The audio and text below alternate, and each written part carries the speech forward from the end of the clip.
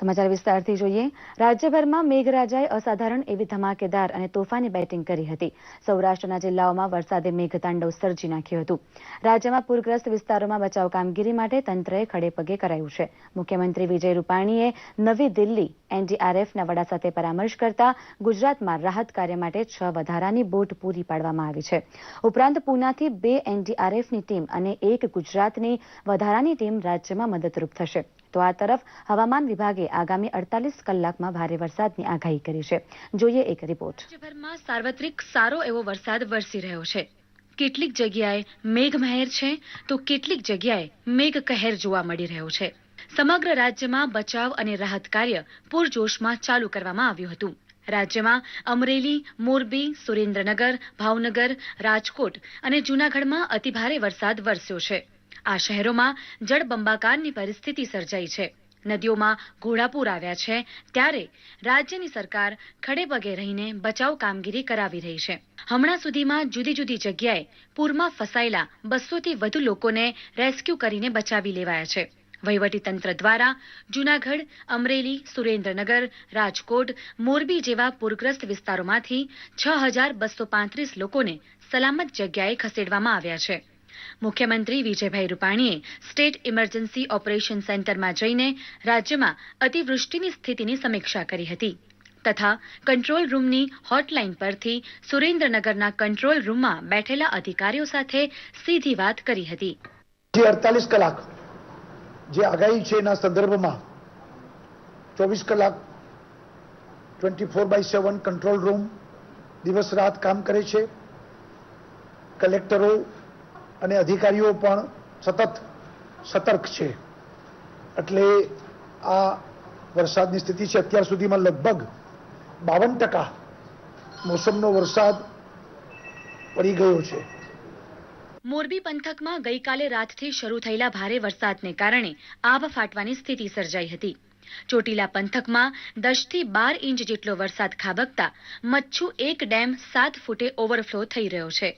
પાણીની આવક વધતા મચ્છુ 2 ડેમના 28 દરવાજા અને મચ્છુ 3 ડેમના 18 દરવાજા ખોલી નાખવામાં આવ્યા હતા, જેના કારણે મચ્છુ નદીમાં ઘોડાપૂર આવ્યું છે.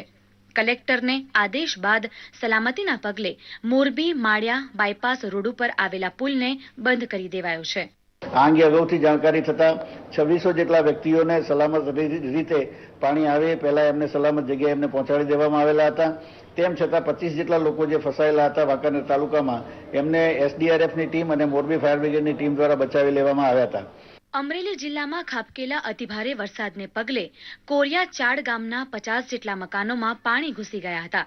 લોકોના ઘરોમાં કેળસમા પાણી આવી જતા ઘર વખરીમાં નુકસાન પહોંચ્યું હતું. કાચા મકાનોમાં કાદવની સ્થિતિ સર્જાઈ હતી, જ્યાં સરકારી ટીમે તત્કાળે પહોંચી રાહત કામગીરી હાથ ધરી હતી. તો ખેતરોમાં પાડેલી ચાસમાં પણ પાણી ભરાયા હતા. રાતે લગભગ 12-12:30 વાગે શરૂ થયો હતો. એ રાતે 7-7:30 પછી પાણી વધવા માંડ્યું. પછી તો અંદર ઘરમાં કરી ગયું 1.5-2 ફૂટ જેવું પાણી હતું. પછી અમે તો વહી ગયા હતા, બધું બંધ કરી. પાણી સાહેબ ઘરમાં ગળી ગયું હતું ને ધીરુભાઈ આવ્યા ને અમને બચાવ્યા, લઈ ગયા. બધી વસ્તુ અમારે તણાઈ ગઈ. રાજકોટમાં પણ ભારે પવન અને વાવાઝોડા સાથે વરસાદ વરસતા ઠેર ઠેર તોતિંગ વૃક્ષો ધરાશાયી થયા હતા. તો ભારે વરસાદને કારણે મકાન ધરાશાયી થવાની ઘટના પણ બની હતી. ભારે વરસાદને પગલે એક તરફ રાજકોટ શહેરમાં મકાન પડવાની ઘટના બની છે, તો બીજી તરફ રાજકોટના અમીનમાર્ગ વિસ્તારમાં તોતિંગાઈ વૃક્ષો ધરાશાયી થયા છે. આપ જોઈ શકો છો આ દ્રશ્યો. રાજકોટના અમીનમાર્ગ વિસ્તારમાં હાલ કોર્પોરેશન તંત્ર દ્વારા વૃક્ષને રસ્તા પરથી હટાવવાની કામગીરી શરૂ છે. વૃક્ષોને કારણે 2 વીજપોલ પણ પડી ગયા હતા અને જીવતા તાર મોત સમાન રસ્તા પર પડ્યા હતા. પીજીવીસીએલ તંત્રે તાત્કાલિક સતર્કતા દાખવી પાવર કટ કરી દેતા અહીં વિસ્તારના લોકોએ રાહતનો શ્વાસ લીધો હતો. અરવલ્લી જિલ્લામાં વહેલી સવારથી મોડાસા, મેઘરજ, માલપુર અને ધનસુરામાં ધોધમાર વરસાદ વરસ્યો હતો. મોડાસા શહેરમાં પ્રાથમિક શાળા અને બસ સ્ટેશન પર અને આસપાસની સોસાયટીઓમાં પાણી ફરી વળ્યા હતા. અરવલ્લીમાં મેઘમહેર થતા ખેડૂતોને ખેતીમાં જીવનદાન મળ્યું છે. નર્મદા જિલ્લામાં ધોધમાર વરસાદ વરસતા નદી, નાળા અને ખાડીઓ છલકાઈ ઉઠ્યા હતા. આસપાસની વનરાજીઓ પણ ખીલી ઉઠી હતી. પાટણમાં પણ અનરાધાર વરસાદ પડતા ઢીંચણસમા પાણી ભરાઈ ગયા હતા, જેને કારણે વાહન વ્યવહાર પણ ખોરવાયો હતો. પાટણ જિલ્લાના રાધનપુરમાં 7 ઇંચ, સાંતલપુરમાં 6 ઇંચ, પાટણમાં 4 ઇંચ, હારીજમાં 4 ઇંચ, શંખેશ્વરમાં 3 ઇંચ અને સિદ્ધપુરમાં 2 ઇંચ જેટલો વરસાદ નોંધાયો હતો.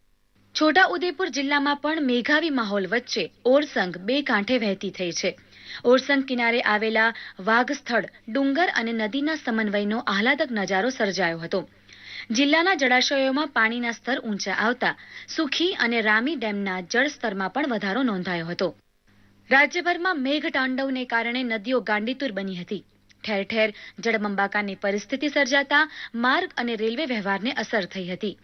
10 જેટલા સ્ટેટ હાઈવેને નુકસાન પહોંચ્યું હતું. જો કે બધા નેશનલ હાઈવે રાબેતા મુજબ ચાલુ છે. અમદાવાદમાં પણ ગઈ રાતથી શરૂ થયેલ વરસાદ દિવસ દરમિયાન અવારનવાર ઝાપટા સાથે ચાલુ રહ્યો હતો. દૂરદર્શન સમાચાર, અમદાવાદ.